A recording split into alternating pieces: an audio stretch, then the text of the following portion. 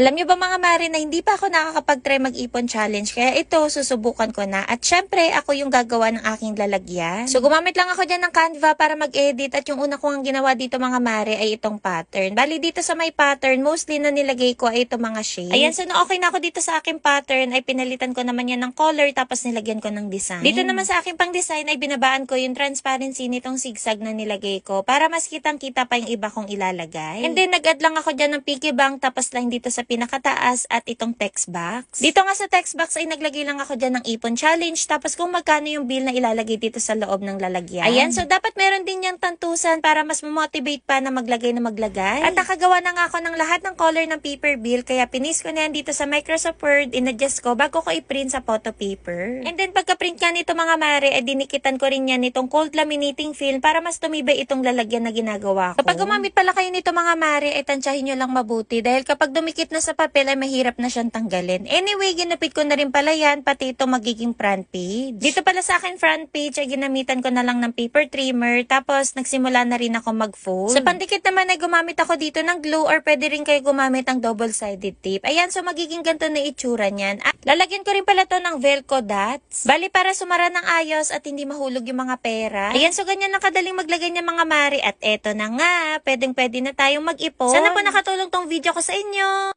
Napag-isipan ko nga na itong mga laman ng wallet ko ay ilagay ko na sa ipon challenge. Bago nga yan mga mare ay bubuuin ko muna tong lagayan. Bali nilagyan ko rin pala to ng Velcro dots para hindi mahulog yung mga pera. Tapos sunod ko naman yung binutasan sa magkabilang gilid. Sa pangbutas naman ay gumamit lang ako dyan ng single puncher at kumuha na nga rin ako nitong ring para mapagsama itong aking mga lalagyan. Ayan, so ganito na yung magiging itsura niyan mga mare. Mas maganda kapag merong ganito para hindi magkawalaan. O diba? Tapos stable na tong lagayan at hindi madaling mapunit. Kaya sinimulan ko na yung paglalagay nito mga pera. At sigurado talaga ako mga mare na hindi ako malilito sa paglalagay dahil color-coded nga itong aking mga lalagyan. Tapos bawat lagay ko naman ay tinatantosan ko itong mga bilog sa harap para malaman ko kung napunan ko na ba itong aking mga envelope. Nakakatawa nga at nakaka-excite kaya sana mapuno ko ito at babalitaan ko kayo.